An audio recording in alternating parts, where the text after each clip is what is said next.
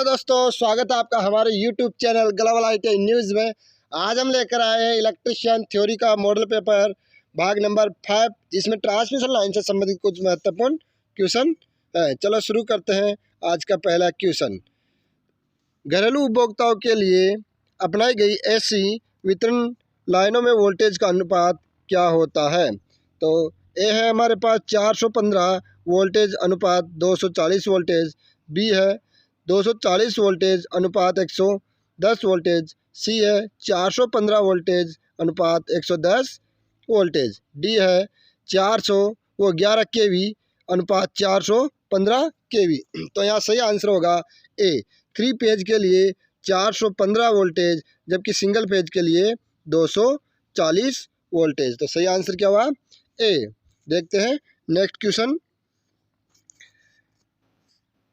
IE नियमों के अनुसार वायरिंग में उप सर्किट को जलाने के लिए अनुमेय होना चाहिए। यानी IE नियम के अनुसार वायरिंग सर्किट को चलाने के लिए हमें जो उसमें भार होना चाहिए वो कितना होना चाहिए? तो यहाँ पे है ए 800 वाट, बी 1200 वाट, सी 2400 वाट और डी है 3000 वाट। तो यहाँ पे जो हमारे पास में उप परिपथ होता है, यानी जो कमरे के अंदर स्विच बोर्ड होता है उसके अंदर हमारे लैंप के लिए स्विच लगा होता है, फैन के लिए स्विच लगा होता है, सॉकेट लगा होता है मोबाइल चार्ज के लिए, टीवी चलाने के लिए, जिसके लिए।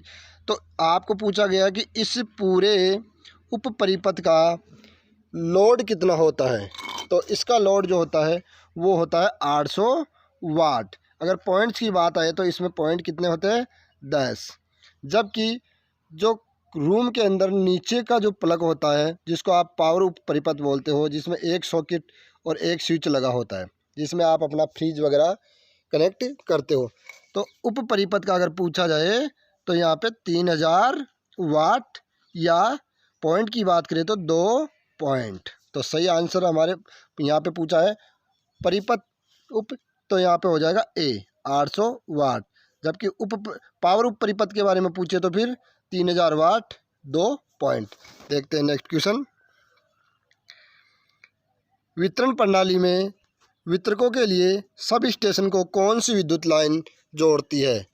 ए फीडर, बी वितरक, सी सर्विस लाइन, डी सर्विसमैन। तो यहाँ पे वितरक प्रणाली में वितरकों के लिए सभी स्टेशन को कौन सी विद्युत लाइन जोड़ती है? तो उस लाइन को कहा जाता है फीडर लाइन। तो सही आंसर होगा हमारा ए, यानी सभी स्टेशन से हमारे जो घर तक आने वाली लाइन है उसको कहा जाता है फीडर लाइन। देखते हैं नेक्स्ट क्वेश्चन। लाइन समाप्ति पर कोने के खंभे के लिए किस प्रकार के लाइन इंसुलेटर का प्रयोग किया जाता है? यानी यहाँ पूछा गया है लाइन समाप्ति पर कोने के खंभे के लिए किस प्रकार के इंसुलेटर का उपयोग किया जाता है? ए है पिन इंसुलेटर, बी है स्टैंड इंसुलेटर, सी है सेकल इंसुलेटर और डी है हमारे पास में निलंबन इंसुलेटर। तो सही आंसर होगा डी सस्पेंस इंसुलेटर, यानी निलंबन इंसुलेटर। देखते हैं नेक्स्ट क्वेश्चन। ओवरहेड लाइनों के लिए इस्तेमाल होने वाले ACSR कंडक्टर में स्टील को क्यों प्रबलित किया जाता है? यानी यहाँ पूछा गया है, सबसे पहले ये देखते हैं ACSR किसे कहते हैं? तो ACSR कहते हैं aluminium conductor steel reinforce wire को। यानी जो वितरण लाइनों के अंदर जो हमारे घर तक जो बिजली आती है उसमें जो तार प्रयोग किया जाता है उसमें बीच में एक स्टील का वायर होता है तथा इसके चारों तरफ जो वायर लपेटे होते हैं 5 से 6 वायर, वो सिल्वर के वायर यानी तार होते हैं। तो यहाँ इसी तार को कहा जाता है ACSR तार। तो यहाँ पूछा गया कि इन तारों के बीच में जो स्टील का तार प्रयोग किया जाता है वो क्यों किया जाता है? तो वो किया जाता है तन्यता बढ़ाने के लिए। तो यहाँ देखते ए लाइन से को कम करने के लिए, बी है लाइन वोल्टेज ड्रॉप को कम करने के लिए, सी है तन्यता बढ़ाने के लिए। तो ये मैंने अभी आपको कहा कि तन्यता बढ़ाने के लिए स्टील का तार प्रयोग किया जाता है बीच में। तो सही आंसर होगा हमारा सी। देखते हैं नेक्स्ट क्वेश्चन। इंसुलेटर का नाम बताइए। आपको इस इंसुलेटर का नाम बताना है कि इस इंसुलेटर को क्या कहा जाता है। ए है स्टे इंसुलेटर, बी है सेकल इंसुलेटर, सी है निलंबन इंसुलेटर और डी है सिंगल सेड पिन इंसुलेटर। तो सही आंसर होगा हमारा D, single said pin insulator. देखते हैं नेक्स्ट क्वेश्चन। क्या कारण है जो एसी की तुलना में डीसी के ट्रांसमिशन पर कंडक्टर क्रॉस सेक्शन क्षेत्र का पूरी तरह से उपयोग कर सकता है। ए, कोई उसमें हानि नहीं, बी, कोई त्वचा प्रभाव नहीं, सी, कोई हानि नहीं, कोई शक्ति हानि नहीं और डी है कोई कोरोना हानि नहीं। तो सही आंसर होगा बी, कोई त्वचा हानि नहीं। देखते हैं नेक्स्ट क्वेश्चन। OH लाइनों में उपयोग किए जाने वाले इंसुलेटर का नाम बताइए। यानी ओवरहेड लाइनों में जो ये इंसुलेटर दिया गया है इसका नाम बताना है कि इसका नाम क्या है। ए है पिन इंसुलेटर, बी है पोस्ट इंसुलेटर, सी है स्ट्रेन इंसुलेटर, डी है सेकल इंसुलेटर। तो सही आंसर है हमारा डी, सेकल इंसुलेटर। देखते हैं नेक्स्ट क्वेश्चन।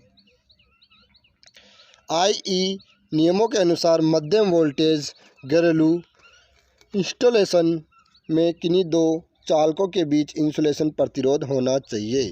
तो वो होना चाहिए 1 ओम से अधिक। तो सही आंसर है हमारा बी, 1 मेगा ओम से अधिक। देखते हैं next question. AC power transmission का क्या फ़ायदा है। ए है कोरोना नुकसान कम, बी, ट्रांसमिशन लाइनों पर तनाव न्यूनतम, सी, ट्रांसमिशन लाइनों में वोल्टेज कम और डी है वोल्टेज को स्टेप अप किया जा सकता है। तो यहाँ पूछा गया है एसी पावर ट्रांसमिशन का क्या फ़ायदा है। तो एसी पावर ट्रांसमिशन का हमारे को जो फ़ायदा है वो है वोल्टेज को हम स्टेप डाउन कर सकते हैं। तो सही आंसर होगा डी, वोल्टेज को स्टेप किया जा सकता है। देखते हैं नेक्स्ट क्वेश्चन।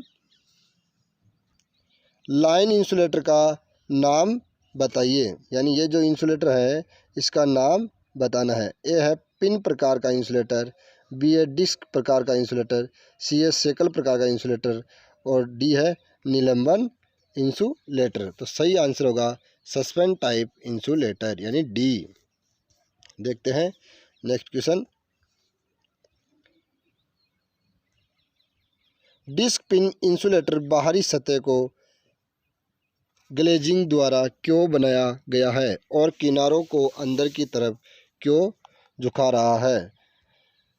तो यहाँ पे ए है उच्च वोल्टेज को समान करने के लिए, बी है इस पर बैठने के लिए पक्षी को आकर्षित करने के लिए, सी है उच्च यांत्रिक शक्ति प्रदान करने के लिए और डी है वर्षा ऋतु में निरंतर जल प्रवाह को निष्क्रिय करता है। तो सही आंसर है डी, वर्षा ऋतु में निरंतर जल प्रवाह को निष्क्रिय करता है। देखते हैं नेक्स्ट क्वेश्चन।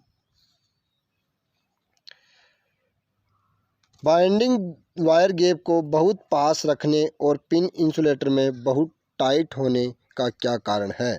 ए है स्पार्किंग से बचने के लिए, बी है शरण से बचने के लिए, सी है ऑक्साइड से बचने के लिए और डी है वायुमंडल के दबाव से बचे। तो सही आंसर है ए, स्पार्किंग से बचने के लिए वाइंडिंग गैप को बहुत पास रखने और पिन इंसुलेटर को बहुत टाइट होने किया जाता है। देखते हैं नेक्स्ट क्वेश्चन।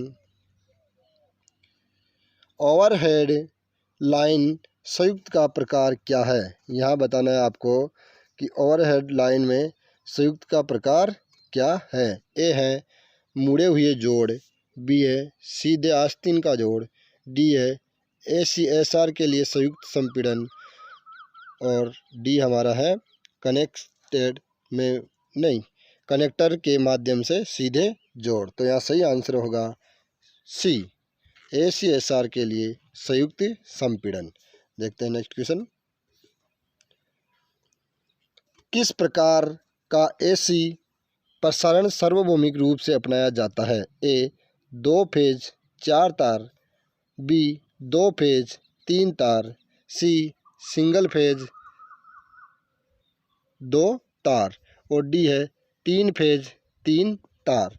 तो सही आंसर होगा हमारा यहाँ डी 3 फेज 3 तार। यहाँ पूछा गया है हमारा क्वेश्चन, किस प्रकार की ऐसी प्रसारण सार्वभौमिक रूप से अपनाए जाते हैं। तो प्रसारण लाइनों के अंदर हमेशा 3 फेज सप्लाई होती है, 3 फेजों के लिए हमेशा 3 तार 3 वायर प्रयोग में लिए जाते हैं। तो सही आंसर है हमारा डी। देखते, धन्यवाद दोस्तों। जल्दी हम इलेक्ट्रिशियन थ्योरी का मॉडल पेपर 6 लेकर आने वाले हैं।